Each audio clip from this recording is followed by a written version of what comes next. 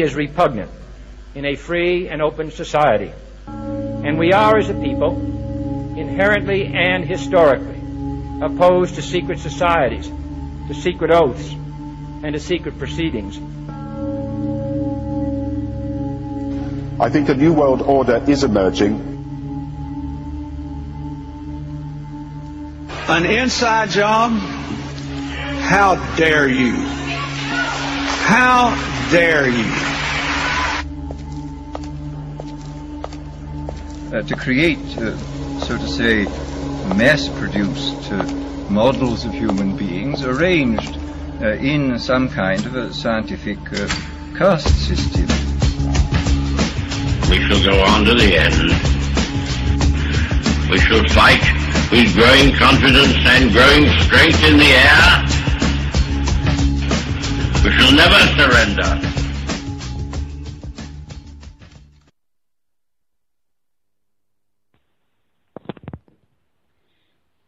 Good day, everybody. It's the 7th of February 2015. This is UCY.tv with the Solvinur Event. I'm your host, Walter, coming to you from the Netherlands, where it is 4 p.m. It's 10 a.m. Eastern Standard Time. And way too early to be up in the West Coast. How you doing, guys?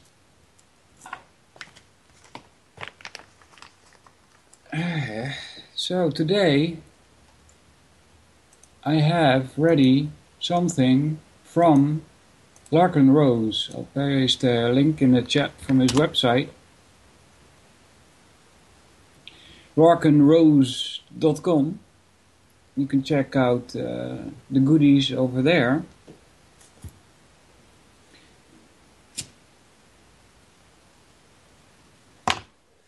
It's a PDF, The Most Dangerous Superstition, 2011 by Larkin Rose. I'm sure some of you have heard of him before. And I've heard of him for the first time, I think it was at Jan Irvin on the radio podcast he made. There this PDF also came across, and so I got interested and I read already a big part of it, and I think it's a good thing to broadcast. I asked also permission from Larkin and I got that. At the bottom it says it's copyrighted, but it's got like a special message. It goes like, a copyright is usually an implied threat. Don't copy this or else. While I hope that anyone who likes this book will buy additional copies from me, if someone does copy this book without my permission, that would not make me feel justified in using force against that person, or my own, or via government. I copyrighted the book primarily so that no one else could copyright it and thereby use the violence of the state to prevent me from distributing it. Larkin Rose. So I wrote him an email asking for permission anyway, and we got it, so we're clear.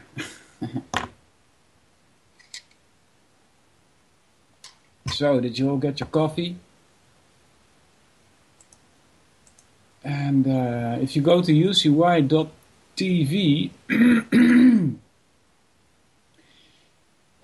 mouse over shows, click on any of them, you end up in a chat room. It's the chat room for every radio host that ucy.tv has. Some of them people are already in there, like Del, Hopper, JJ, Jules, Lady Pitbull, hey, what's up? Gringo and one unknown. Good morning, everybody. So if you have any questions regarding any other topic, that's okay. Please put them in the chat. I'll try and keep an eye on it. If I miss it and you're like, I need to ask this question, then you can contact me at Solvinur via Skype. That's SOLVINUR, and from Neo. Alright then. So, shall we get into this PDF, you guys? You can also join me if you want. Same via Skype. If you're not on my list already, then you need to send me a contact request and I'll accept that. And you can say, I want to be on the air, and we'll get you on air. That's okay. That's just fine. Alright. Let's light this cigarette.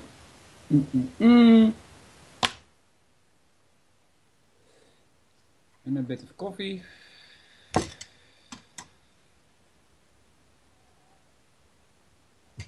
Alright, so even though he wrote this book, that's what I get from the first couple of sentences here. For somebody that is what we would call asleep, there's a lot of good points in here, and that's why I'm doing this anyway. Preparing the reader is the heading. What you read in this book will, in all likelihood, go directly against what you have been taught by your parents and your teachers, what you have been told by churches, the media, and the government, and much of what you, your family, and your friends have always believed. Right? So there you can tell what kind of audience he's aiming at. Nonetheless, it is the truth, as you will see if you allow yourself to consider the issue objectively. Not only is it the truth, it may also be the most important truth you will ever hear. More and more people are discovering this truth, but to do so, it is necessary to look past many preconceived assumptions and deeply ingrained superstitions. Yeah, that's what I would call the unlearning process. Before you can raise your level of consciousness to that of a state of being quote-unquote awake, you need to get rid of the illusions first. And they are many. To set aside one's lifelong indoctrination and to examine some new ideas fairly and honestly. Yeah, it means you have to use your own brain. If you do this, you will experience a dramatic change in how you view the world. It will almost certainly feel uncomfortable at first, but in the long run it will be well worth the effort. And if enough people choose to see this truth and embrace it, not only will it drastically change the way those people see the world, it will drastically change the world itself. For the better. Yeah.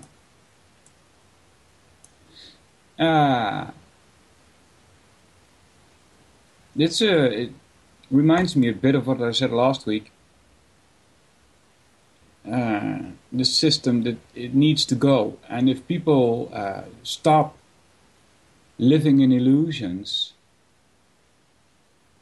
like most of the people do, then their actions will make it happen that the system breaks down, and that will cost a lot of lives, because a lot of people are very dependent on it and are unable to psychologically handle what's going on.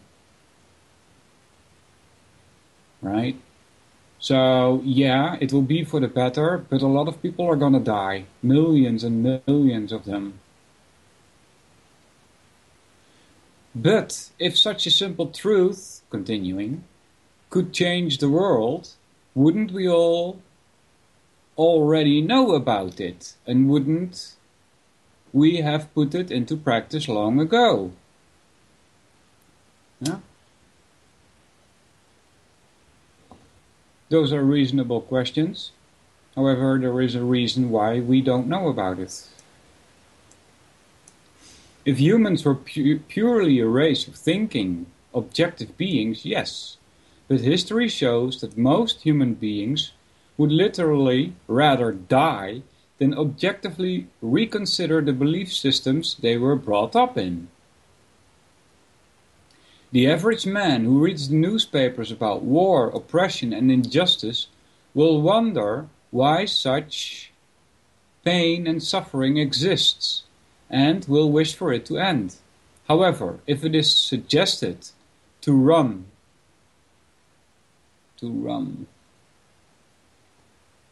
does he mean Rumsfeld here or what? I don't understand. Maybe it should say to them, I don't know. However, if it is suggested to Rum that his own beliefs are contributing to the misery, he will almost certainly dismiss such a suggestion without a second thought, and may even attack the one making the suggestion. Yeah. It's us feeding the beast. Right? The beast is dependent on us, not the other way around. So, reader, if your beliefs and superstitions, many of which you did not choose for yourself, but merely inherited as unquestioned hand-me-down beliefs, matter to you more than truth and justice, then please stop reading now and give this book to someone else. If, on the other hand, you are willing to question some of your long-held, preconceived notions of doing so, might reduce the suffering of others, no, not of, if doing so might reduce the suffering of others, then read this book and then give it to someone else. Okay, it's probably my English, but something doesn't make sense about that sentence to me. We get the point though. Part 1. The most dangerous superstition. And I get why he calls it the most dangerous superstition.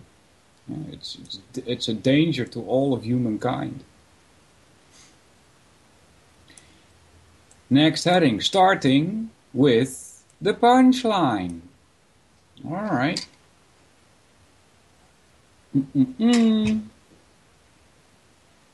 How many millions have gazed upon the brutal horrors of history with its countless examples of man's inhumanity to man, and wondered aloud how such thing could happen?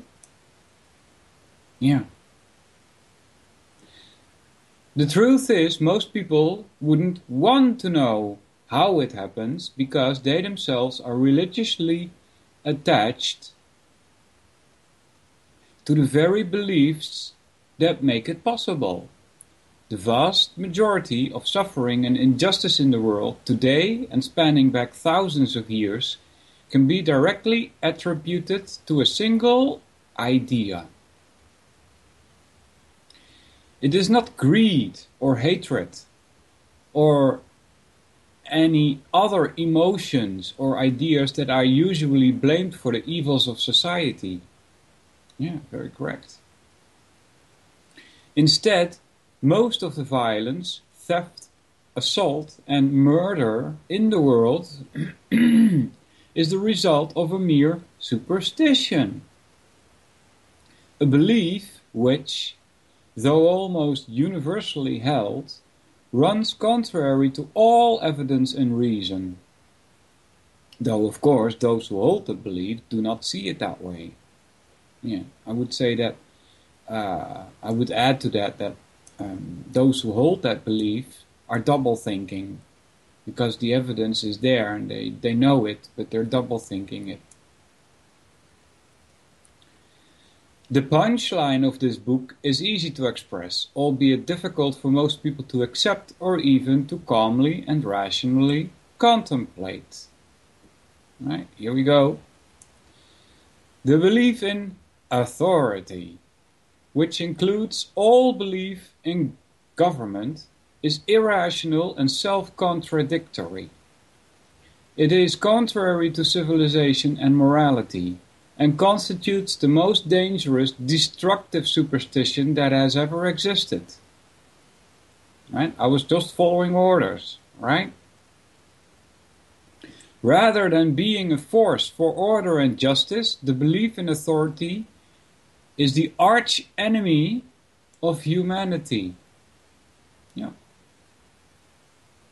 Of course, nearly everyone is raised to believe the exact opposite, that obedience to authority is a virtue, at least in most cases, that respecting and complying with the laws of the government is what makes us civilized, and that disrespect for authority leads only to chaos and violence. Yeah, he's going to break that apart and show you that disrespect for authority does not lead to chaos and violence. In fact, people have been so thoroughly trained to associate obedience with being good that attacking the concept of authority will sound to most people like suggesting that there is no such thing as right and wrong. No need to abide by any standards of behavior. No need to have any morals at all.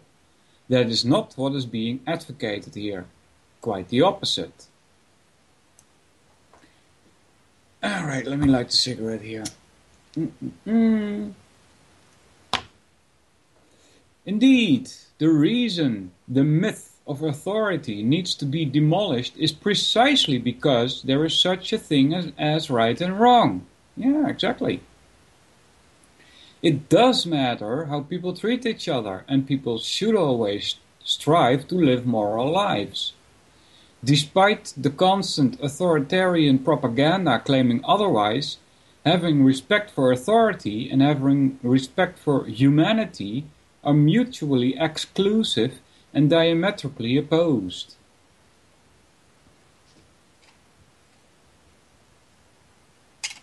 The reason to have no respect for the myth of authority is so that we can have respect for humanity and justice. There is a harsh contrast between what we are taught is the purpose of authority, to create a peaceful, civilized society, and the real-world results of authority in action.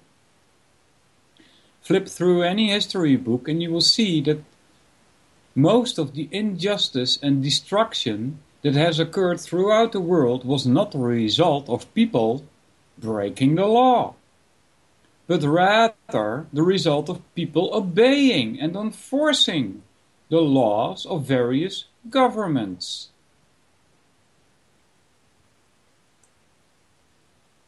The evil that has been committed in spite of authority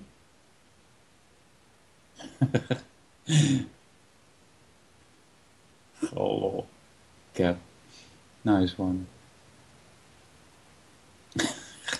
Where were we? The evils that have been committed in spite of authority are trivial compared to the evils that have been committed in the name of authority. Nevertheless, children are taught that peace and justice come from authoritarian control, and that, despite the flagrant evils committed by authoritarian regimes around the world throughout history, they are still morally obligated to respect and obey the current government of their own country.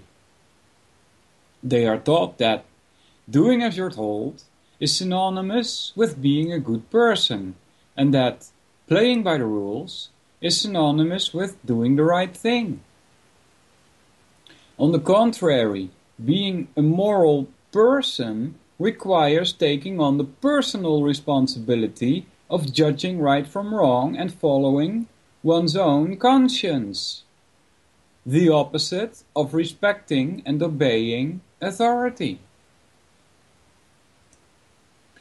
The reason it is so important that people understand this fact is that the primary danger posed by the myth of authority is to be found not in the minds of the controllers in government, but in the minds of those being controlled. One nasty individual who loves to dominate others is a trivial threat to humanity, unless a lot of other people view such domination as legitimate, because it is achieved via the laws of government. The twisted mind of Adolf Hitler by itself posed little or no threat to humanity. It was the millions of people who viewed Hitler as authority and thus felt obligated to obey his commands and carry out his orders, who actually caused the damage done by the Third Reich.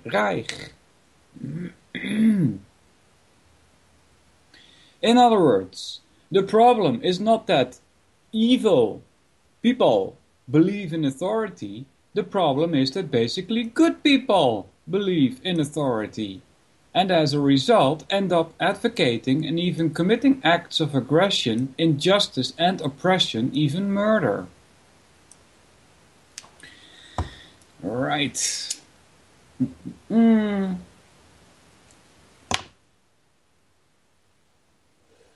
The average statist, that is, one who believes in government, will, while lamenting always the ways in which authority has been used as a tool for evil, even in his own country, will still insist that it is possible for government to be a force for good, and still imagine that authority can and must provide the path to peace and justice.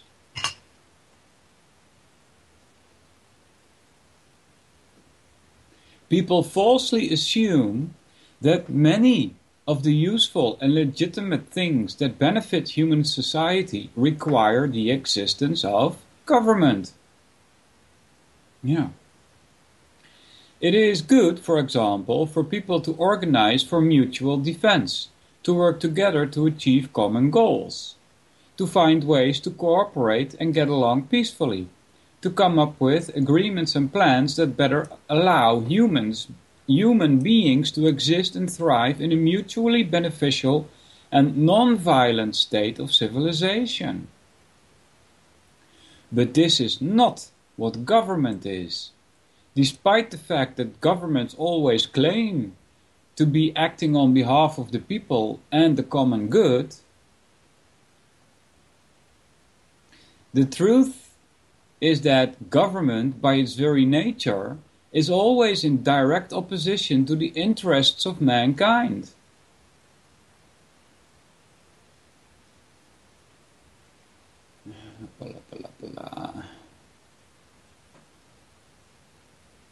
Authority is not a noble idea that sometimes goes wrong, nor is it basically a valid concept that is sometimes corrupted. From top to bottom, from start to finish, the very concept of authority itself is anti-human and horribly destructive. Blah, blah.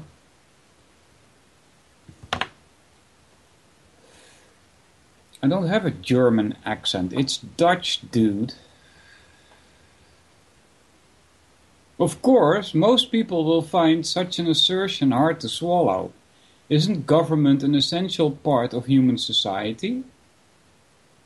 Isn't it the mechanism by which civilization is made possible? Because it forces us imperfect humans to behave in an orderly, peaceful manner? Isn't the enacting of common rules and laws what allows us to get along, to settle disputes in a civilized manner, and to trade, and otherwise interact in a fair, non-violent way?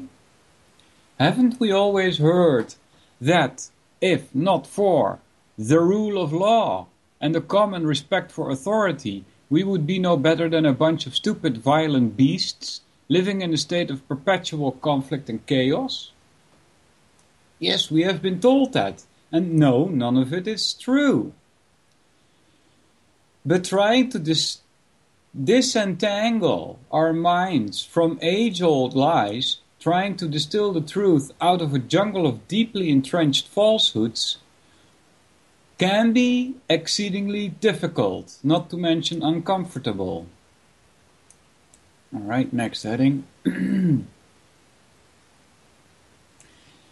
is Overview.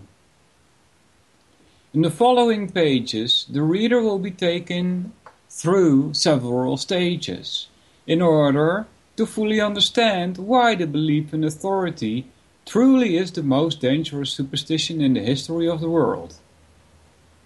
First, the concept of authority will be distilled down to its most basic essence, so it can be defined and examined objectively. In part 2, it will be shown that the concept itself is fatally flawed, that the underlying premise of all government is utterly incompatible with logic and morality. In fact, it will be shown that government is a purely religious belief, a faith-based acceptance of a superhuman mythological entity that has never existed and will never exist. The reader is not expected to accept such a startling claim without ample evidence and sound reasoning, which will be provided. Right? He does. It's good. In part 3, it will be shown why the belief in authority includes all belief in government, is horrendously dangerous and destructive. Hold on, guys. I'm still injured in my shoulder, and it hurts when I move wrong. Unbelievable. It's been like that since September. You go to the doctor with it, this other so-called authority, right? He doesn't even know where a frozen shoulder comes from. You know, he doesn't even know how people get it. That's my left shoulder. And then he sends me to physiotherapy. And since then, my right shoulder is aching like hell. I can move it, you know, but it's hurtful. Damn authorities, right? Don't know shit. In part 3, it will be shown why the belief in authority, including all belief in government, is horrendously dangerous and destructive. Specifically, it will be shown how the belief in authority dramatically impacts both the perceptions and the actions of various categories of people, leading literally billions of otherwise good, peaceful people to condone or commit acts of violent, immoral aggression. Yeah. In fact, everyone who believes in government does this, though the vast majority does not realize it and would vehemently deny it. Vehemently. Something like that. Finally, in part 4, the reader will be given a glimpse into what life without the belief in authority could look like. Contrary to the usual assumption that an absence of government would mean chaos and destruction, it will be shown that when the myth of authority is abandoned, much will change, but most will also stay the same. It will show why, rather than the belief in government being conducive to and necessary for a peaceful society, as nearly everyone has been taught, the belief is by far the biggest obstacle to mutually beneficial organization, cooperation, and peaceful coexistence. In short, it will be shown why true civilization can and will exist only after the myth of authority has been eradicated. Moving on to the next heading. Let me roll a new ciggy, guys.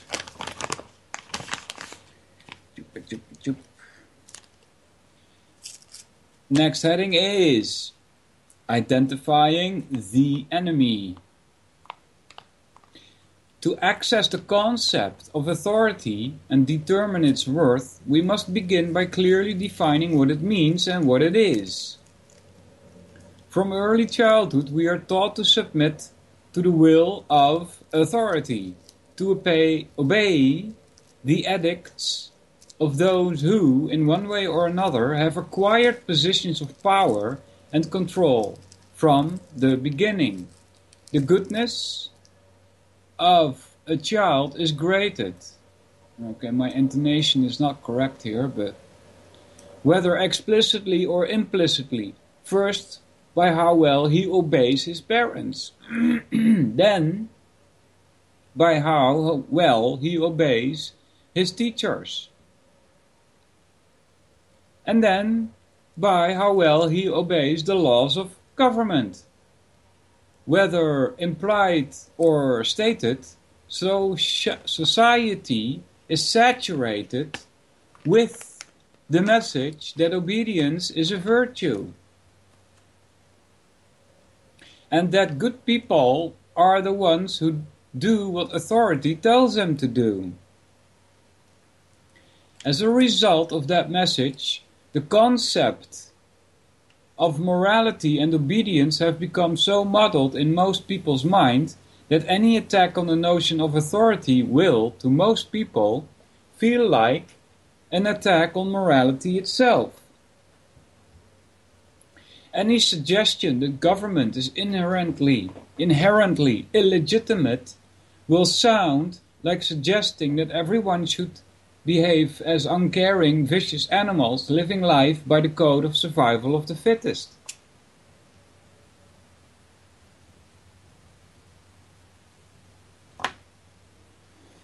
The trouble is that the average person's belief... how do I read this? The trouble is that the average person's belief system...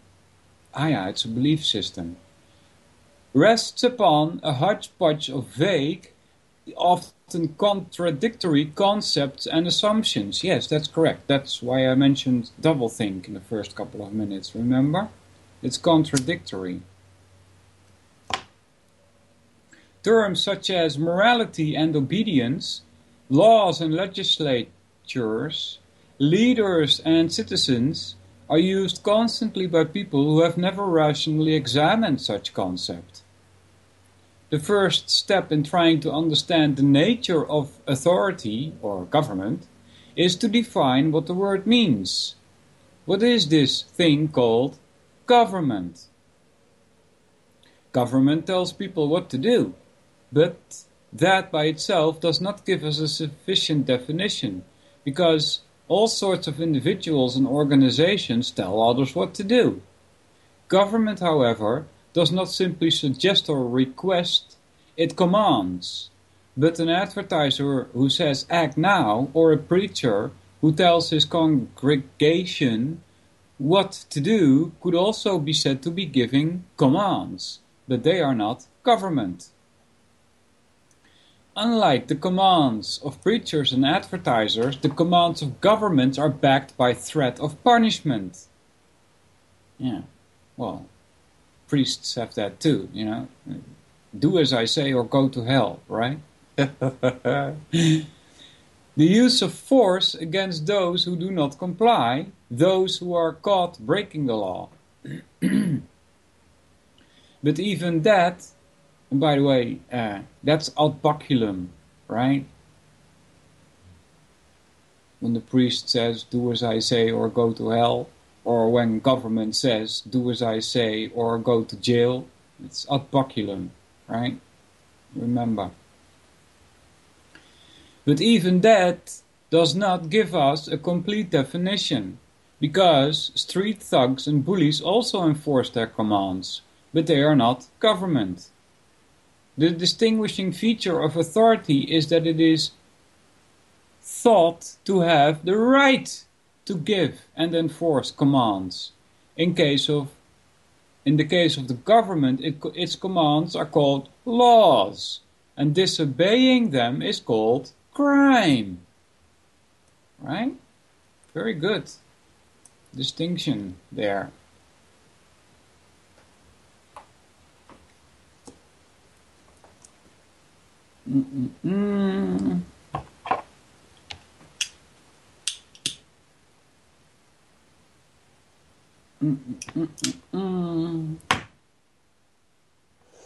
Authority can be summed up as the right to rule. It is not merely the ability to forcibly control others, which to some extent nearly everyone possesses. Hold on, guys. Let me see what this is.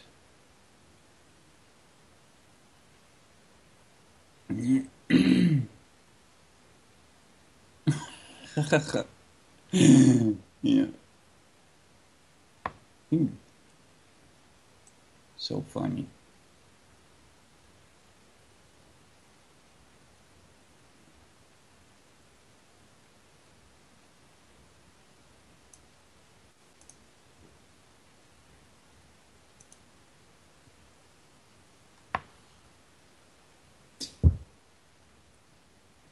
Apparently the chat is more interesting than what's on the radio. Yeah.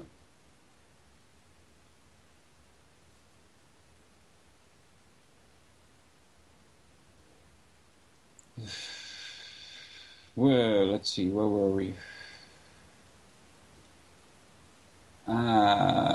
It is a supposed moral right to forcibly control others, right? Government.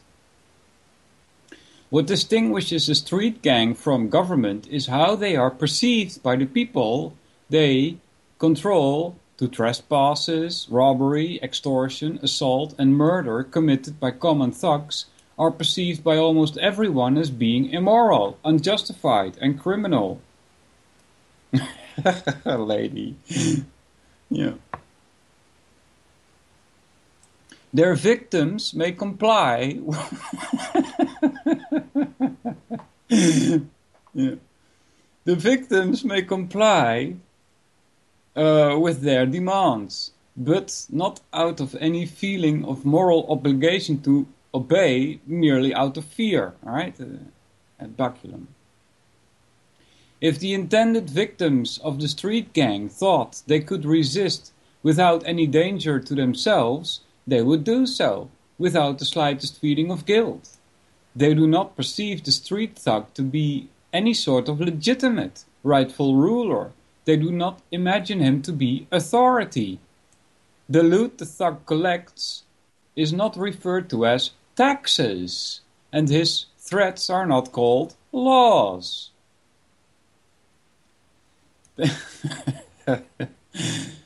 The demands and commands of those who wear the label of government, on the other hand, are perceived very differently by most of those at whom the commands are aimed. Yeah. This reminds me of an American philosopher whose name escapes me at the moment. But he also wrote some things, and among those was the idea that government is worse than a street thug, you know? A street thug, you know, he might rob you once, but he's not going to follow you around to rob you again the next month, right? But what does government do? Every month it robs you of your well-earned money, right? And it does so every month. So, you know, government is worse, way, way worse than a street thug, right? And then you get, I've mentioned this before to some of my friends, and then they say, well, yeah, but government does good things with it. You know, and I'm like, well, we can't do that ourselves. We need government to do that? What the heck, right? The power and control the lawmakers in government exert over everyone else is seen as valid and legitimate, legal and good. Likewise, most who comply with such commands by obeying the law and who hand over their money by paying taxes do not so merely out of fear of punishment if they disobey, but also out of a feeling of duty to obey. Yeah. No one takes pride in being robbed by a street gang, but many wear the label of law-abiding taxpayer as a badge of honor. Yeah. This is due entirely to how the obedient perceive the ones giving them commands.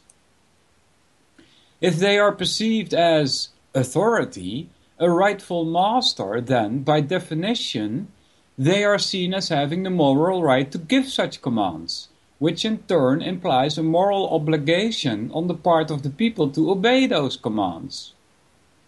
To label oneself a law-abiding taxpayer is to brag about one's loyal obedience to government. Yeah, fantastic, right? In the past, some churches have claimed the right to punish heretics and other sinners. But in the Western world today, the concept of authority is most always linked to government. In fact, the two terms can now be used almost synonymously, since in this day and age each implies the other. Authority supposedly derives from the laws enacted by government, and government is the organization imagined to have the right to rule, i.e., authority. It is essential to differentiate between a command being justified based upon the situation and being justified based upon who gave the command.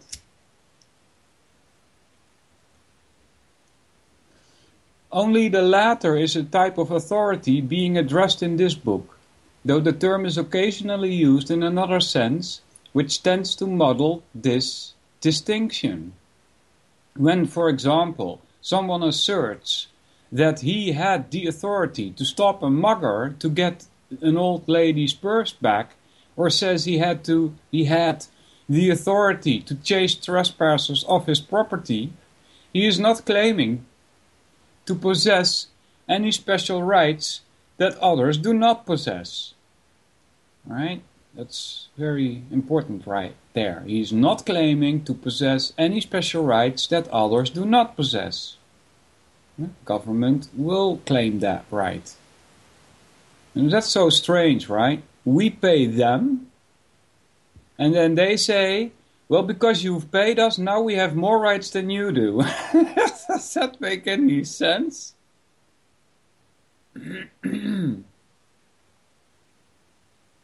He is simply saying that he believes that certain situations justify giving orders or using force. Yeah. Note the word situations there. In contrast, the concept of government is about certain people having some special right to rule. And that idea, the notion that some people, as a result of elections or other political rituals, for example, have the moral right to control others in situations where most people would not, is the concept being addressed here. Right? Only lose. What is this supposed to read? It says, only lose in government are thought to have the right to enact laws. Supposed to say only those, right? Only those in government are thought to have the right to enact laws. Only they are thought to have the right to impose taxes. And only they are thought to have the right to wage wars, to regulate certain matters, to grant licenses for various activities, and on and on. When the belief in authority is discussed in this book, that is the meaning being referred to. The idea that some people have moral right to forcibly control others and that consequently those others have the moral obligation to obey. It should be stressed that authority is always in the eye of the beholder. If the one being controlled believes that the one controlling him has the right to do so, then the one being controlled sees the controller as authority. If the one being controlled does not perceive the control to be legitimate, then the controller is not viewed as authority but is seen as simply as a bully or a thug. The tentacles of the belief in authority reach into every aspect of human life, but the common denominator is always the perceived legitimacy of the control it exerts over others. Every law and tax, federal, state and local, every election and campaign, every license and permit, every political debate and movement, in short, everything having to do with government, from a trivial town ordinance to a world war, rests entirely upon the idea that some people have acquired a moral right, R's here, in one way or another, to one degree or another, to rule over others. The issue here is not just the misuse of authority or an argument about good government versus bad government, but an examination of the fundamental underlying concept of authority. When an authority is seen as absolute or as having conditions or limits upon it, may have a bearing on how much damage that authority does, but it has no bearing on whether the underlying concept is rational. The United States Constitution, for example, is imagined to have created an authority which, at least in theory, had a severely restricted right to rule. Nonetheless, it still sought to create an authority with the right to do things. Like tax and regulate. With which the average citizen had no right to do on his own. See? That's the whole crooked thing about this, right? Citizens have no right to tax other people. So why would those that supposedly serve the citizens have the right to do so? Doesn't make any sense. Though it pretended to give the right to rule only over certain specific matters, it still claimed to bestow some authority upon a ruling class, and as such is just as much a target of the following criticism of authority as the authority of a supreme dictator would be. Right. Yeah, the US Constitution.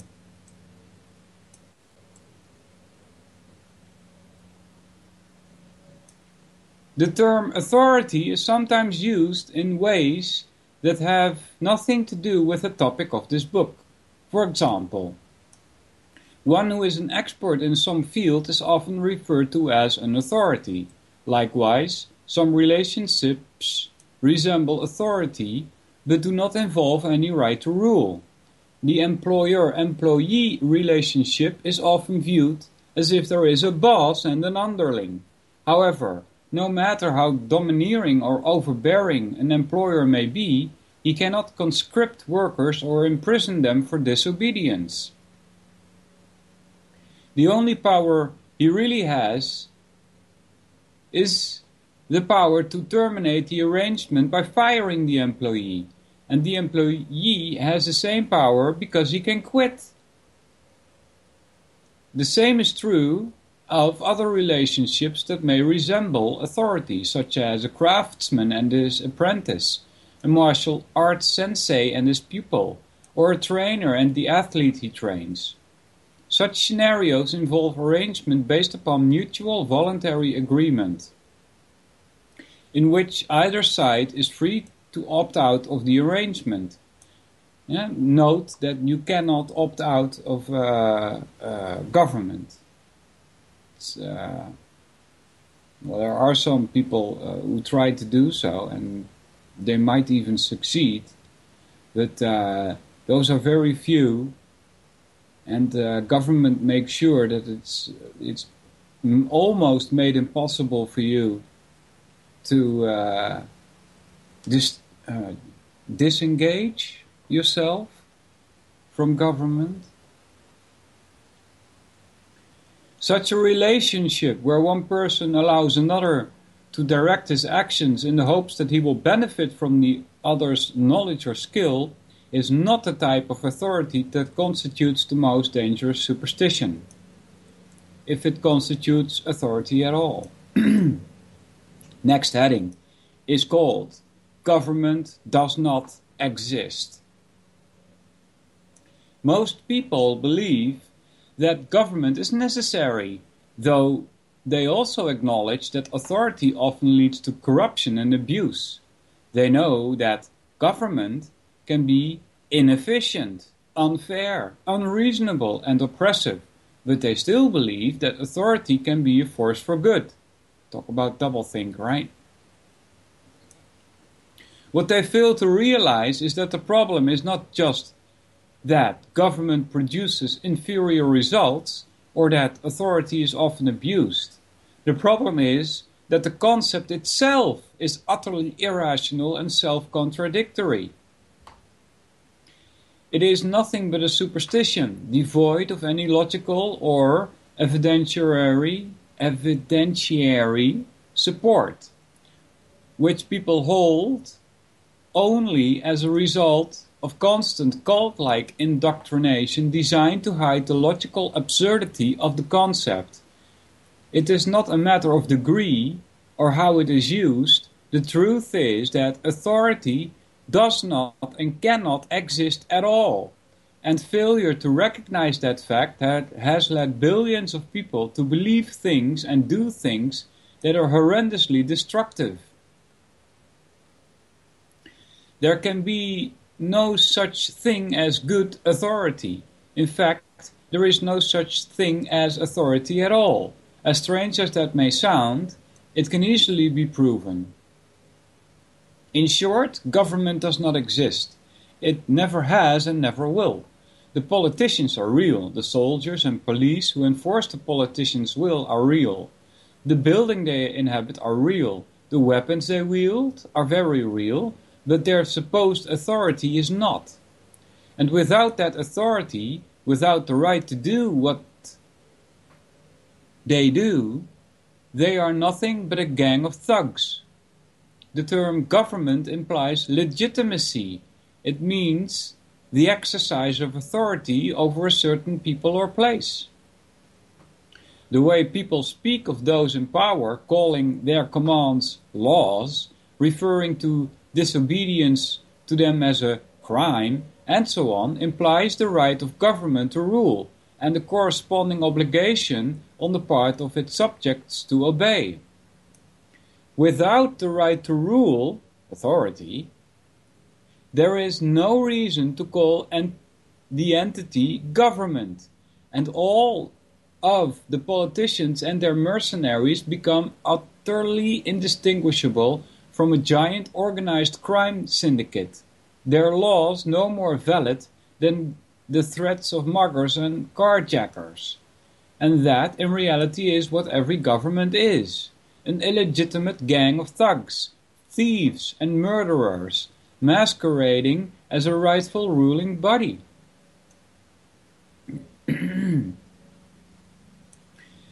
The reason the terms government and authority appear inside quotation marks throughout this book is because there is never a legitimate right to rule, so government and authority never actually exist. In this book, such terms refer only to people and gangs erroneously imagined to have the right to rule. Yeah? So I agree with his statement that government and authority do not exist. However, if many people do believe in it, then that creates the false reality of it. You understand? All mainstream political discussions, all debate about what should be legal and illegal, who should be put into power, what national policy should be, how government should handle various issues, all of it is utterly irrational and a complete waste of time, as it is all based upon the false premise that one person can have the right to rule another, that authority can even exist. The entire debate about how authority should be used and what government should do is exactly as useful as debating how Santa Claus should handle Christmas. But it is infinitely more dangerous. On the bright side, removing that danger, the biggest threat that humanity has ever faced in fact, does not require changing the fundamental nature of man, or converting all hatred to love, or performing any other drastic alteration to the state of the universe. Instead, it requires only that people recognize and then let go of one particular superstition, one irrational lie that almost everyone has been taught to believe. In one sense, most of the world's problems could be solved overnight if everyone did something akin to giving up the belief in Santa Claus. Any idea or proposed solution to a problem that depends upon the existence of government, and that includes absolutely everything within the realm of politics, is inherently valid. To use an analogy, two people could engage in a useful rational discussion about whether nuclear power or hydroelectric dams are a better way to produce electricity for their town. But if someone suggested that a better option would be to generate electricity using magic pixie dust, his comments would be and should be dismissed as ridiculous, because real problems cannot be solved by mythical entities. Yet almost all modern discussion of societal problems is nothing but an argument about which type of magic pixie dust will save humanity.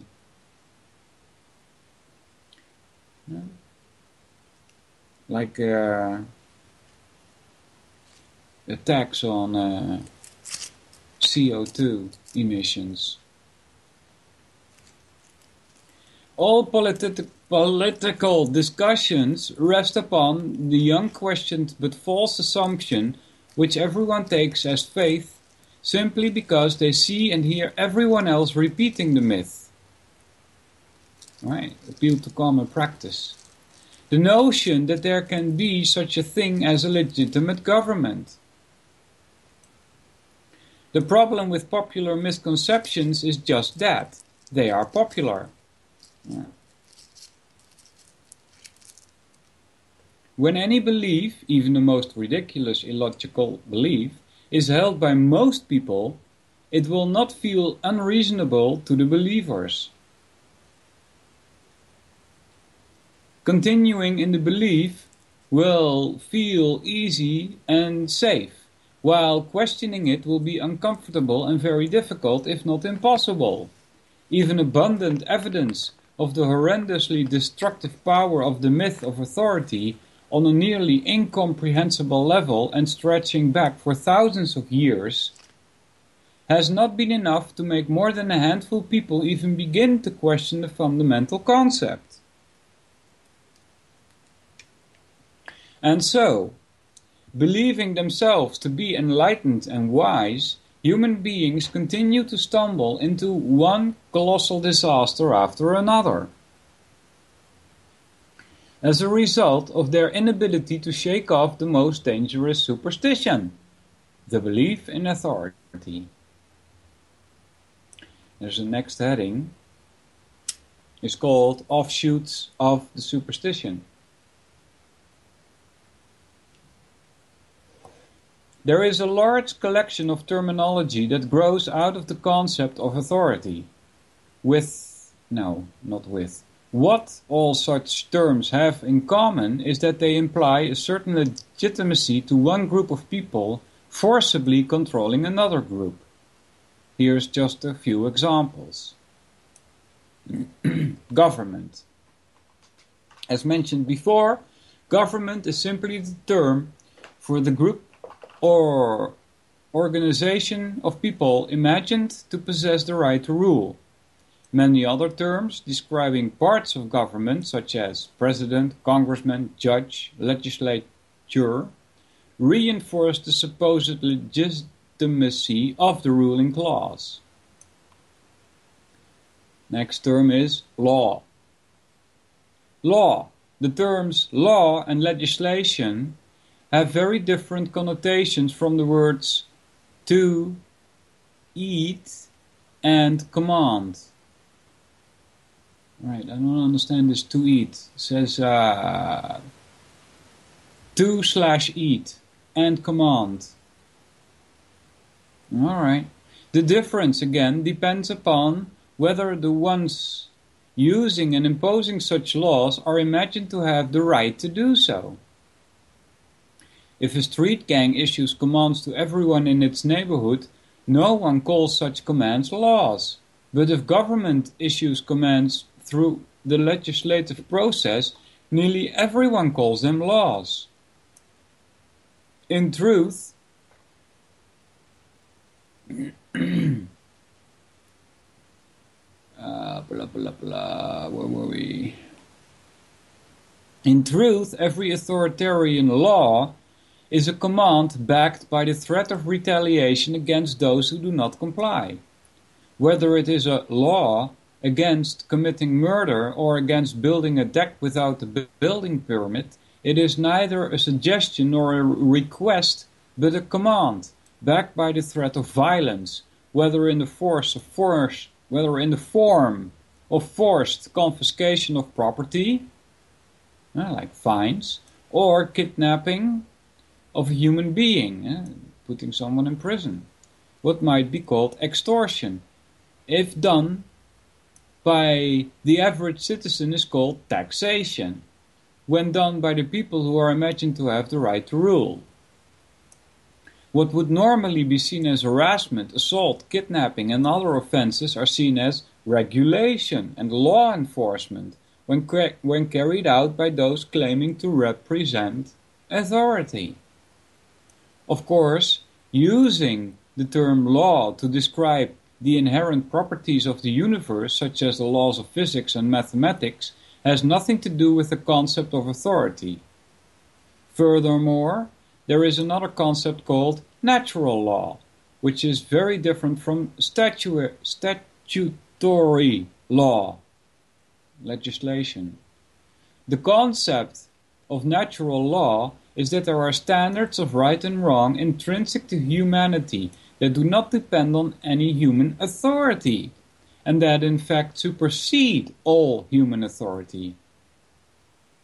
Though that concept was the topic of many discussions in the not-too-distant past, it is rare to hear Americans using the term law in such a context today, and that concept is not what is meant by law in this book. Next heading is crime. Next term is crime. The flip side of the concept of law is the concept of crime, the act of disobeying the law. The phrase committing a crime obviously has a negative connotation. The notion that breaking the law is morally wrong implies that the command being disobeyed is inherently legitimate, based solely upon who gave the command. If a street gang tells a store owner, "You give us half of your profits or we hurt you," no one would consider the store owner a criminal if he resisted such extortion. But if the same demand is made by those wearing the label of government, with the demand being called law and taxes, then that very same store owner would be viewed by almost everyone as a criminal if he refused to comply. Right? Double think. Alright?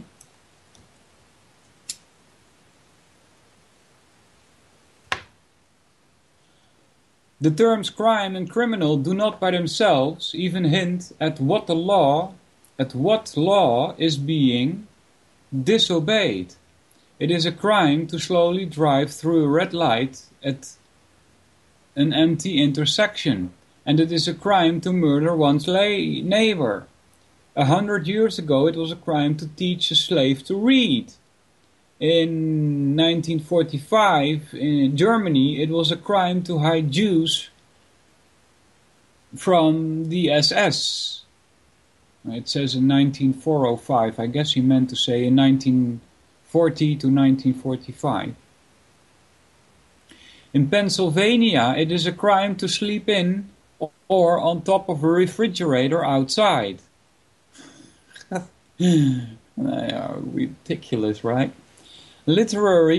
Literally committing a crime means disobeying the commands of a politician, and a criminal is anyone who does so. Again, such terms have an obviously negative connotation. Most people do not want to be called a criminal, and they mean it as an insult if they call someone else a criminal. Again, this implies that the authority issuing and enforcing the laws has the right to do so.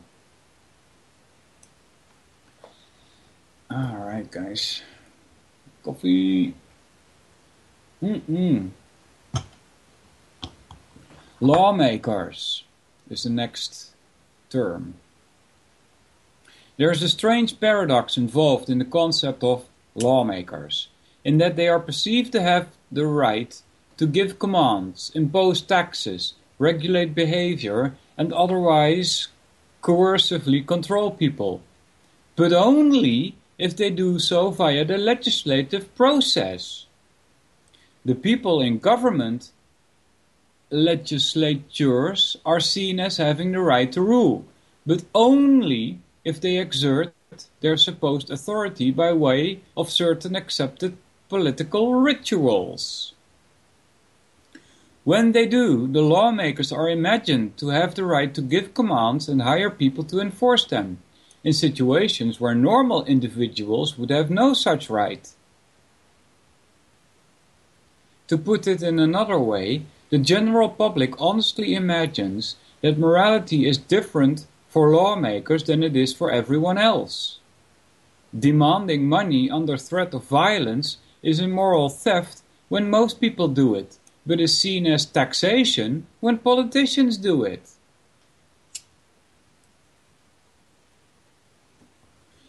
Bossing people around and forcibly controlling their actions is seen as harassment, intimidation and assault when most people do it, but is seen as regulation and law enforcement when politicians do it. They are called lawmakers rather than threat makers, because their commands, if done via certain legislative procedures are seen as inherently legitimate. In other words, they are seen as authority, and obedience to their legislative command is seen as a moral imperative. Next term is law enforcement. One of the most common examples of authority which many people see on a daily basis are the people who wear the label of police or law enforcement.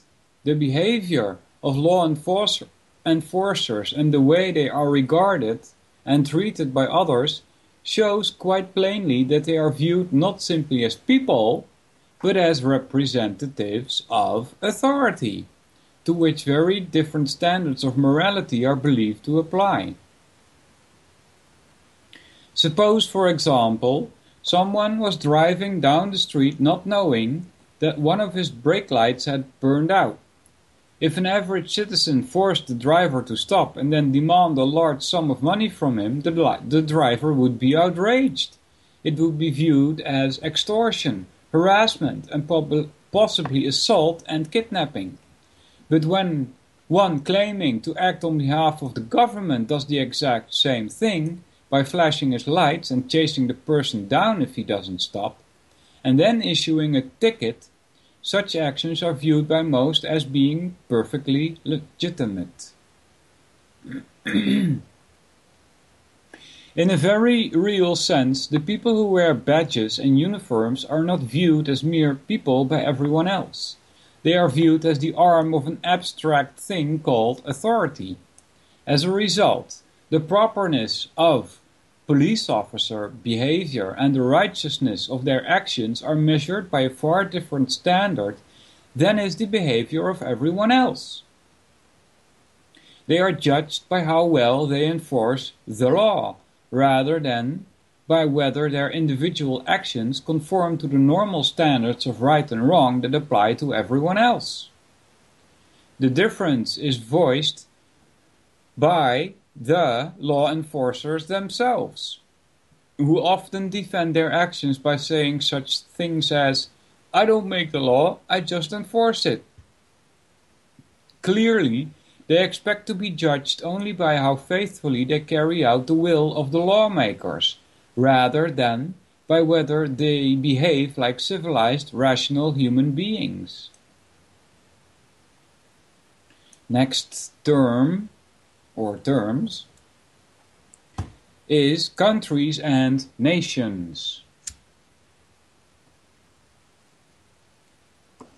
The concept of law and crime are obviously offshoots of the concept of government and authority, but many other words in the English language are either changed by the belief in authority or exist entirely because of that belief. A country or nation, for example, is a purely political concept. The line around a country is, by definition, the line defining the area over which one particular authority claims the right to rule, which distinguishes that location from the areas over which other authorities claim the right to rule. Geographical locations are, of course, very real, but the term country does not refer only to a place. It always refers to a political jurisdiction, another term stemming from the belief in authority. When people speak of loving their country, they are rarely capable of even defining what that means. But ultimately, the only thing the word country can mean is not the place or the people, or any abstract principle or concept, but merely the turf of a certain gang claims the right to rule. In light of that fact, the concept of loving one's country is a rather strange idea.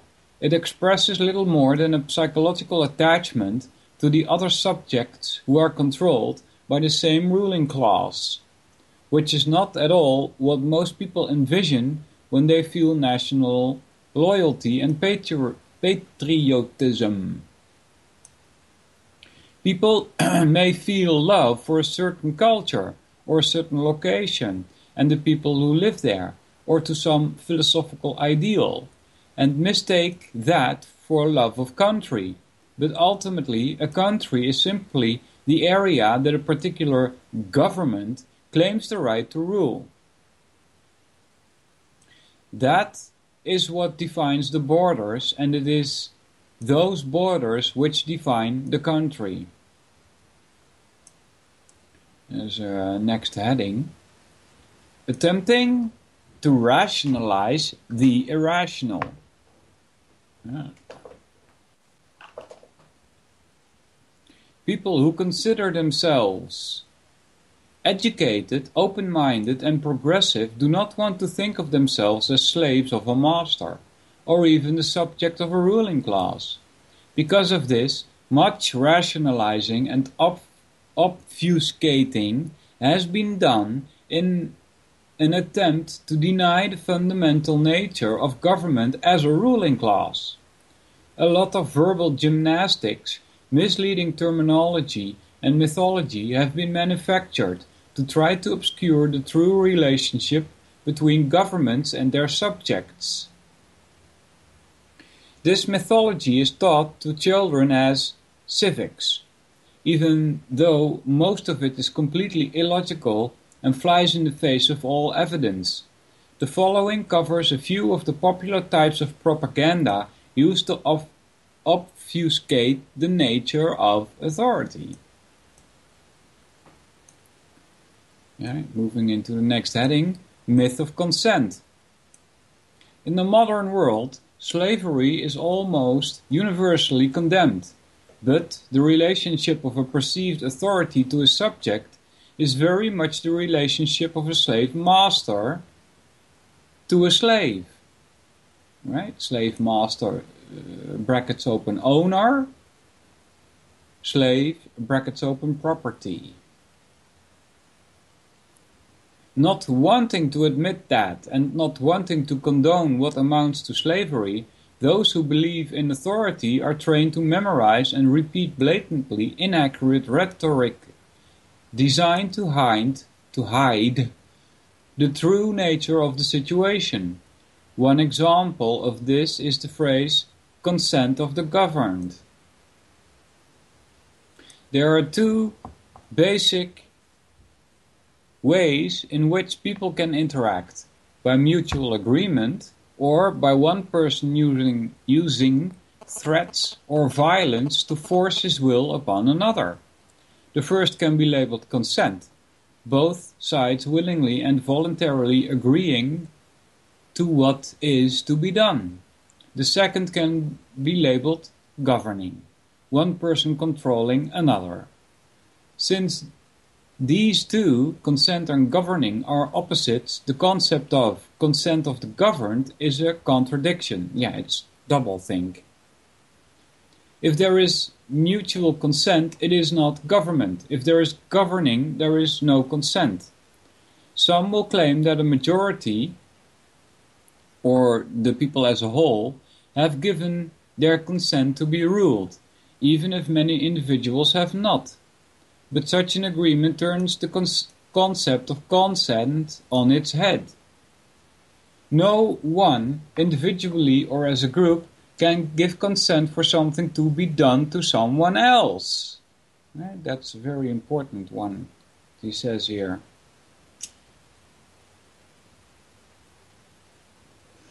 No one, individually or as a group, can give consent for something to be done to someone else. That is simply not what consent means. It defies logic, so to say. I give my consent for you to be robbed. Right? In fact, now I'm speaking here, stop reading for a bit. But in fact, that's what you do when you vote for a politician. Right? I give my consent for you to be robbed. Continuing, yet that is the basis of the cult of democracy, the notion that a majority can give consent on behalf of a minority. That is not consent of the governed, it is forcible control of the governed with the consent of a third party. Even if someone were silly enough to actually tell someone else I agree to let you forcibly control me, the moment the controller must force the controllee to do something, there is obviously no longer consent. Prior to that moment, there is no governing, only voluntary cooperation. Expressing the concept more precisely exposes its inherent schizophrenia. I agree to let you force things upon me, whether I agree to them or not. Right? But in reality, no one ever agrees to let those in government do whatever they want. I guess the word to stress here is agree. But in reality, no one ever agrees to let those in government to do whatever they want. So, in order to fabricate consent, where there is none, believers in authority add another, even more bizarre step to the mythology, the notion of implied consent. The claim is that by merely living in a town or a state or a country, one is agreeing to abide by whatever rules happen to be issued by the people who claim to have the right to rule that town, state or country.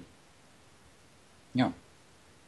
The idea is that if someone does not like the rules, he is free to leave the town, state or country altogether, and if he chooses not to leave, that constitutes given his consent to be controlled by the rulers of their jurisdiction. You see, it doesn't work like that, right? Well, because you're not leaving, it means you give consent. Right? That's illogical. Though it is constantly parroted as gospel, the idea defies common sense. It makes no more sense than a carjacker stopping a driver on a Sunday and telling him, by driving a car in this neighborhood on Sunday, you are agreeing to give me your car. Yeah, good analogy. One person obviously cannot decide what counts as someone else agreeing to something. An agreement is when two people or more communicate a mutual willingness to enter into some arrangement. Simply being born somewhere is not agreeing to anything, nor is living in one's own house when some king or politician has declared it to be within the realm he rules. It is one thing for someone to say, if you want to ride in my car, you may not smoke, or you can come into my house only if you take off your shoes. It is quite another to try to tell other people what they can do on their own property. Whoever has the right to make the rules for a particular place is, by definition, the owner of that place. That is the basis of the idea of private property, that there can be an owner who has the exclusive right to decide what is done with and on the property. The owner of a house has the right to keep others out of it, and, by extension, the right to tell visitors what they can and cannot do as long as they are in the house. And that sheds some light on the underlying assumption behind the idea of implied consent. To tell someone that his only valid choices are either to leave the country or to abide by whatever commands the politicians issue logically implies that everything in the country is the property of the politicians. Yeah, not only that, I also sense here a fallacy. It's called false choice, fallacy of false choice. And there's another way in which that can be said. I can't remember it right now. False dilemma, that's what it is. Fallacy of false dilemma, I think. Yeah.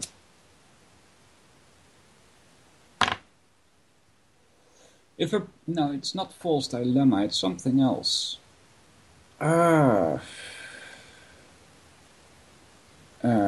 What is it? Can't remember. It's like giving somebody two choices and none of the choices are reasonable or usable. It could be false dilemma, I'm not quite sure anymore. Anyway, let's continue. If a person can spend year after year paying for his home or even building it himself, and his choices are still to either to obey the politicians or to get out, that means that his house and the time and effort he invested in the house are the property of the politicians. And for one person's time and effort to rightfully belong to another's is the definition of slavery. That is exactly what the implied consent theory means. That every country is a huge slave plantation, and that everything and everyone there is the property of the politicians. And of course, the master does not need the consent of his slave. The believers in government never explain how it is that a few politicians could have acquired the right to unilaterally claim exclusive ownership of thousands of square miles of land, where other people were already living, as their territory to rule and exploit as they see fit. It would be no different from a lunatic saying, "I hereby declare North America to be my rightful domain, so anyone living here has to do whatever I say. If you don't like it, you can leave." Yeah. There is also a practical problem with the obey or get out attitude, which is that getting out would only relocate the individual to some other giant slave plantation, a different country. The end result is that everyone on earth is a slave, with the only choice being which master to live under. This completely rules out actual freedom. More to the point, that is not what consent means. The belief that politicians own everything is demonstrated even more dramatically in the concept of immigration laws. The idea that a human being needs permission from politicians to set foot anywhere in an entire country, the notion that it can be a crime for someone to step across an invisible line between one authoritarian jurisdiction into another, implies that the entire country is the property of the ruling class. If a citizen is not allowed to hire an illegal alien, it is not allowed to trade with him, is not even allowed to invite an illegal into his own home, then that individual citizen owns nothing, and the politician owns everything.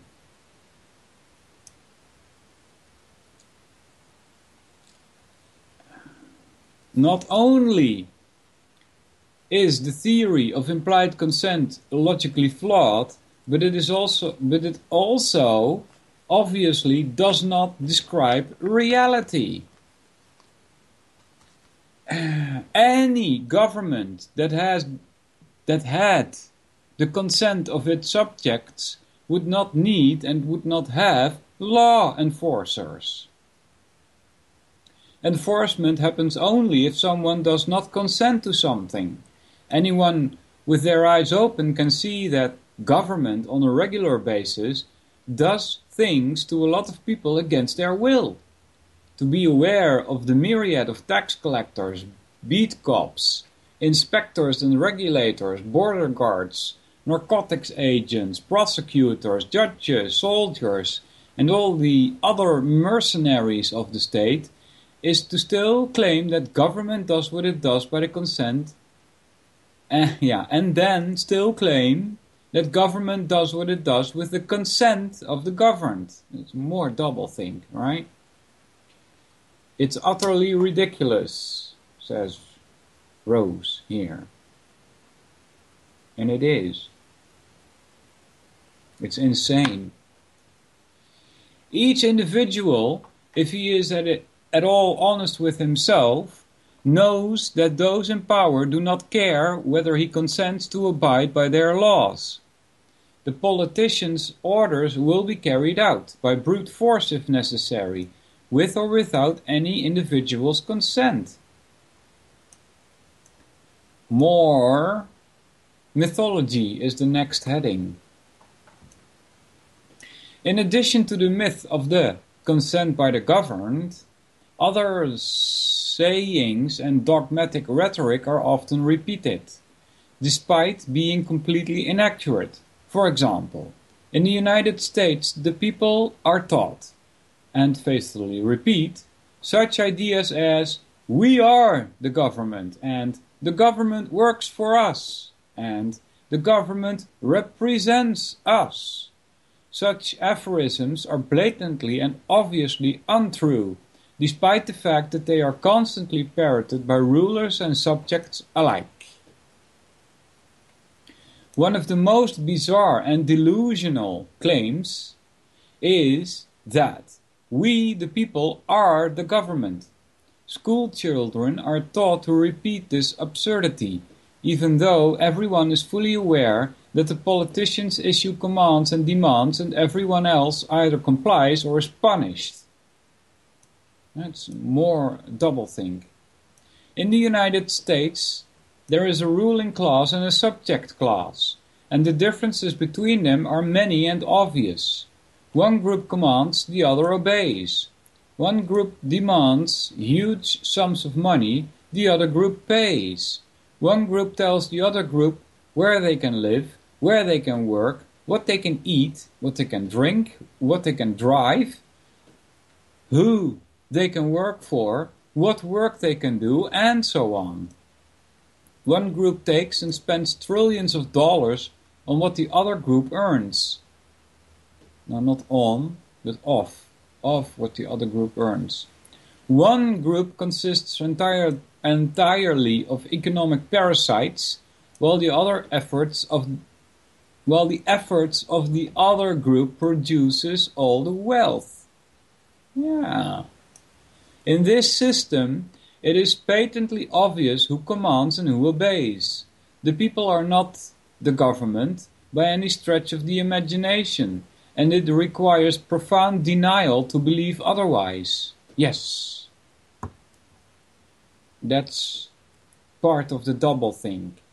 It's a kind of denial, even though you know.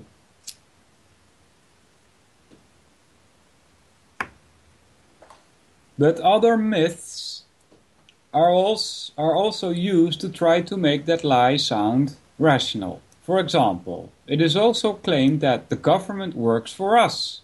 It is our servant. Again, such a statement does not even remotely match the obvious reality of the situation.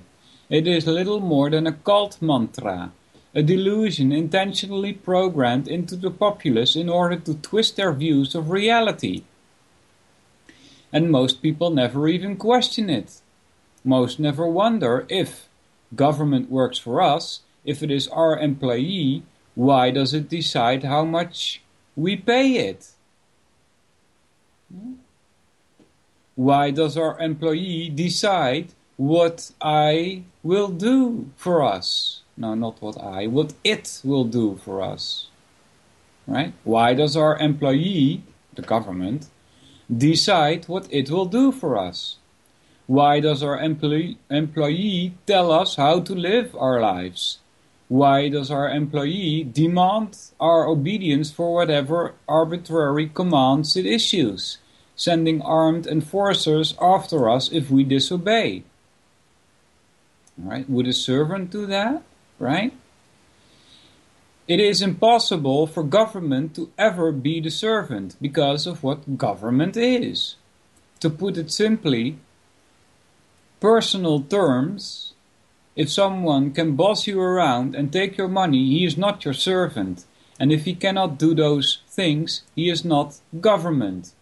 However limited, government is the organization thought to have the right to forcibly control the behavior of its subject via laws, rendering the generally accepted rhetoric about public servants completely ridiculous. To imagine that a ruler could ever be the servant of those over whom he rules is patently absurd, yet that impossibility is touted as indisputable gospel in civics classes. Alright? Even in mythology that I read about India, where they all have all these kings, it's the same idea. They will try to tell the populace there, well, that the king is there for the good of the people, right? The king is there to make sure that the people live in peace. Yeah. So that's totally irrational, right?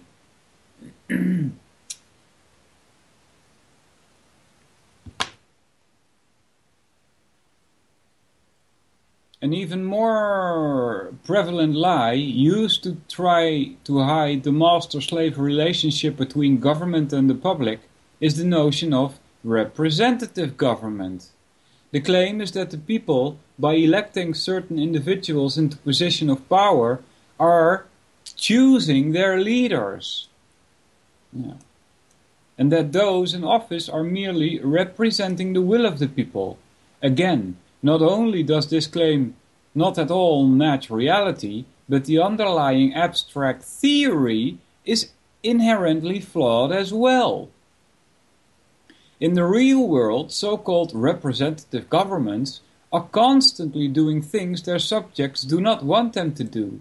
Increase taxes, engage in warmongering, selling off power and influence to whoever gives them the most money, and so on. Yeah.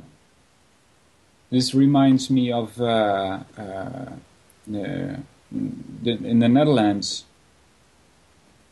There is a Department of Health, right? Let's just call it that. And in this Department of Health, they have a commission. And the commission exists of 16 people. 8 of those 16 people are representatives of the pharmaceutical industry. Right? We don't choose those people. Every taxpayer can easily think of examples of things funded with his name that he objects to, whether it be handouts to huge corporations, handouts to certain individuals, government actions that infringe upon individual rights, or just the overall wasteful, corrupt, inefficient, bureaucratic machine of government. There is no one who can honestly say that government does everything that he wants and nothing that he does not want. Even in theory, the concept of representative government is inherently flawed, because government cannot possibly represent the people as a whole unless everyone wants the exact same thing. Because different people want government to do different things, government will always be going against the will of at least some of the people. Even if a government did exactly what a majority of its subjects wanted, which never actually happens, it would not be serving the people as a whole. It would be forcibly victimizing smaller groups on behalf of larger groups. Furthermore, one who represents someone else cannot have more rights than the one he represents. Right? To wit, if one person has no right to break into his neighbor's house and steal his valuables, then he also has no right to designate a representative to do that for him. See? To represent someone is to act on his behalf, and the true representative can only do what the person he represents has the right to do. You understand that, guys? If you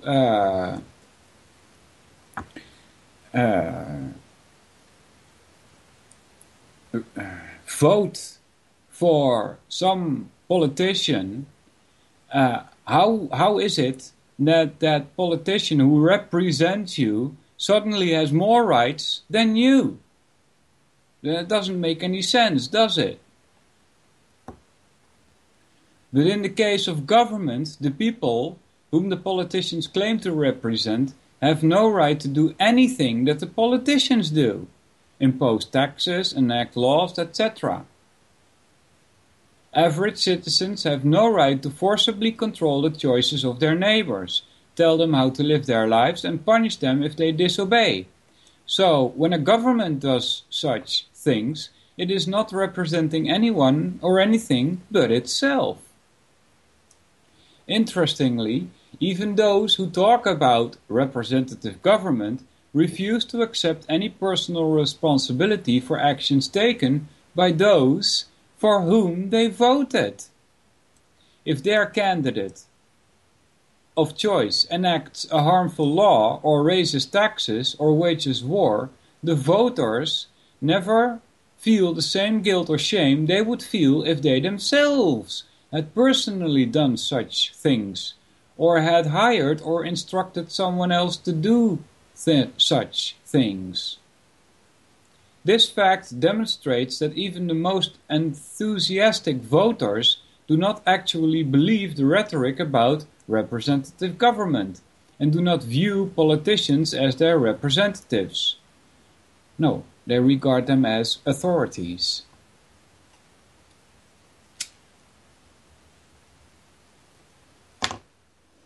The terminology does not match reality, and the only purpose of the rhetoric is to obfuscate the fact that the relationship between every government and its subject is the same as the relationship between a master and a slave. One master may whip his slaves less severely than another. One master may allow his slaves to keep more of what they produce. One master may take better care of his slaves. But none of that changes the basic underlying nature of the master-slave relationship.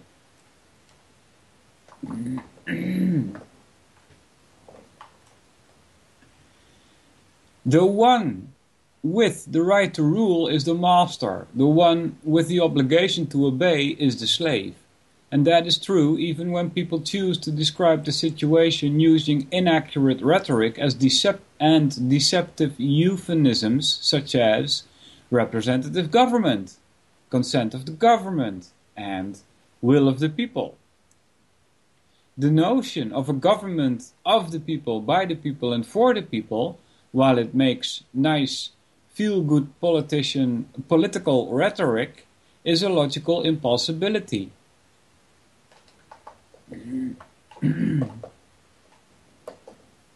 Yes, Capt.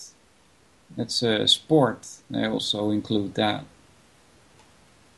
Yeah.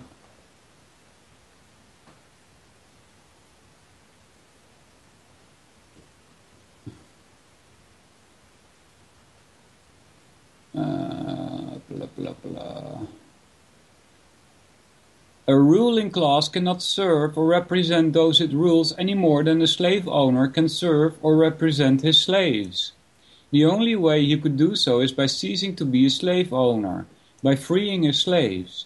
Likewise, the only way a ruling class could become a servant of the people is by ceasing to be a ruling class, by relinquishing all of its power. Government cannot serve the people unless it ceases to be government. Yeah, he's making much sense there. Another example of irrational statist doctrine is the concept of the rule of law. The idea is that rule by mere men is bad, because it serves those with a malicious lust for power, while the rule of law, as the theory goes, is all about objective, reasonable rules being imposed upon humanity equally. A moment's thought reveals the absurdity of this myth.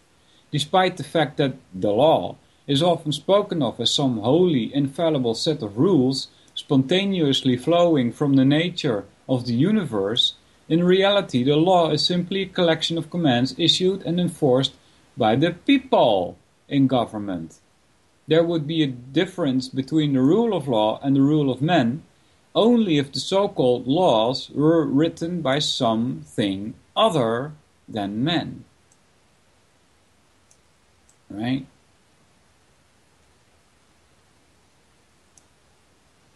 What you're supposed to notice here, it says in this paragraph, the idea is that rule by men is bad, right? But then, if you call it the rule of law, which are written by who again? You get it? Next heading, the secret ingredient.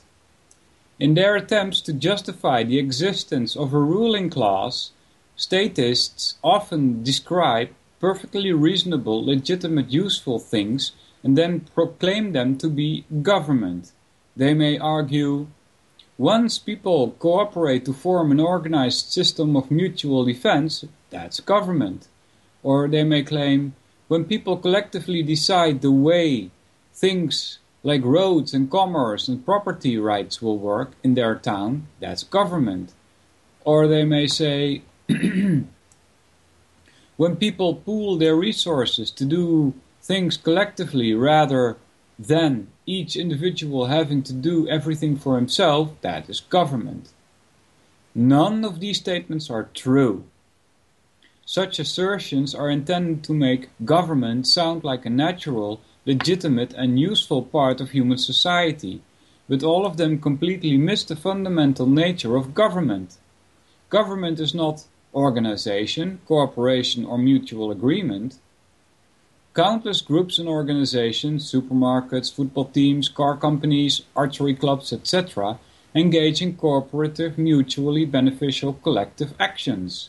But they are not called government, because they are not imagined to have the right to rule. And that is the secret ingredient that makes something authority, the supposed right to forcibly control others.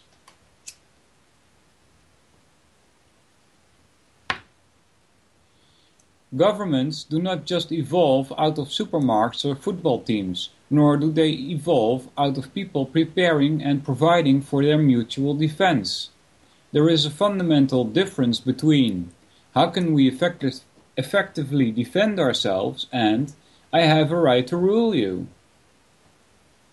Contrary to what civics textbooks may claim, governments are not the result of either economic or basic human interaction.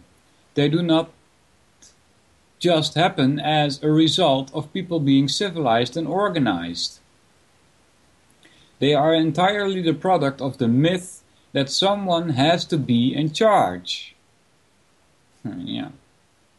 Without the superstition of authority, no amount of cooperation or organization would ever become government. It requires a drastic change in public perception for a service provider, whether the service is food, shelter, information, protection, or anything else, to transform into a rightful ruler. A system of organization cannot magically become government any more than a security guard can magically become a king. And that fact relates to another claim of statists, that doing away with government would simply result in violent gangs gaining power, which would in turn become a new government. But violent conquest does not naturally become government any more than peaceful corporations do. Unless the new gang is imagined to have the right to rule, it will not be seen as government.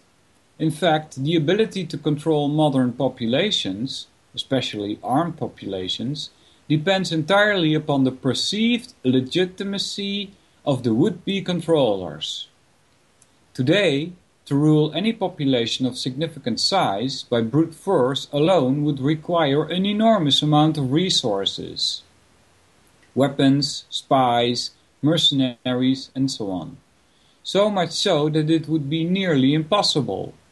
The specter of a gang of ruthless thugs taking over a country may make for an entertaining movie, but it cannot actually happen in a country equipped with even basic communications and firearms.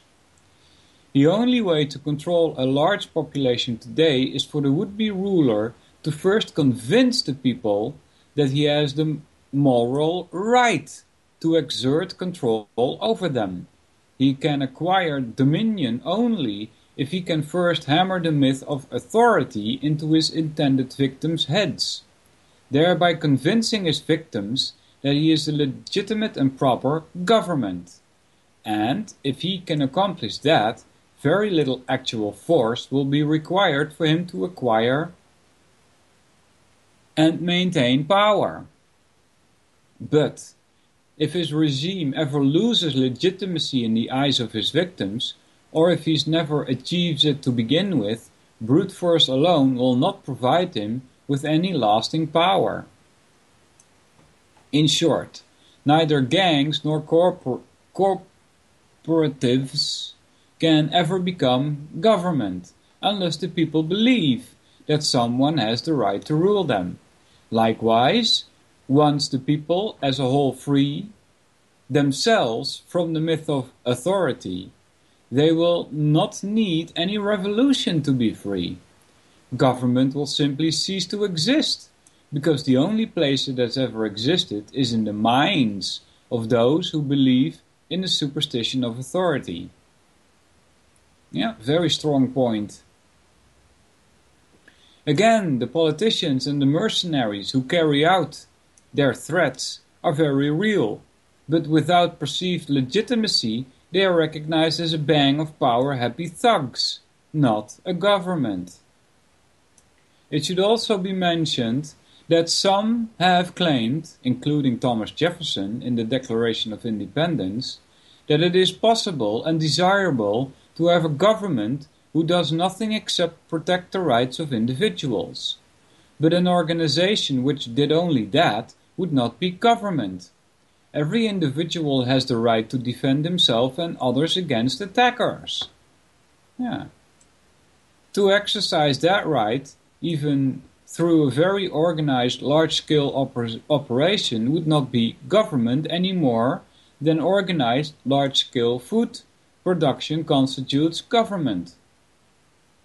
For something to be government, it must, by definition, do something that average people do not have the right to do. A government with the same rights as everyone else is not a government any more than the average man on the street is government. He makes very good points here, doesn't he? Mr. Larkin Rose. Very nice.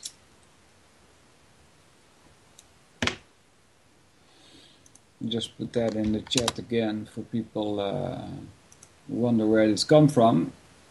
It's Mr. Larkin Rose. The excuse that statists, people who believe in government, often resort to let me redo this. The excuse that statists, those are people who believe in government, often revert to, in the end, is that humanity requires government, that society needs rulers, that someone has to be in charge, or there would be constant chaos and bloody mayhem. But necessity, whether real or imagined, cannot make a mythical entity real. A right to rule is not going to come into existence just because we supposedly need it in order to have a peaceful society. No one would argue that Santa Claus must be real because we need him in order for Christmas to work. If authority does not and cannot exist, as will be proven below, that's in part 2, the disproofs of authority, which we will come to soon. Well, it's 54, but we'll get into the start of it, I guess. Alright, if authority does not and cannot exist, as will be proven below, saying that we need it is not only pointless, but obviously untrue. We cannot conjure something into existence by sheer willpower. If you jump out of a plane without a parachute, your need for a parachute is not going to make one materialize. By the same token, if it is impossible for one person to acquire the right to rule over another, and impossible for one person to acquire the obligation to subjugate himself to another, as proven below, then claiming that such things need to happen is an empty argument. Yes, sir, very well. We've got a few minutes left, guys. Getting into part 2, the disproofs of authority. Heading next is letting go of the myth. A growing number of people now believe that government is not necessary and that human society would, on a practical level, work a lot better without it. Others argue that regardless of which works better, society without a coercive state is the only moral choice, as it is the only choice that does not support the initiation of violence against innocent people. Yes, underline the word initiation here. Initiation of violence. You start violence, you're wrong. That's the whole idea. While such arguments are both valid and worthwhile, there is actually a more fundamental point that renders such discussions mute. Authority, whether moral or not, and whether it works or not, cannot exist. That is not merely a statement of what should be, it's a description of what is.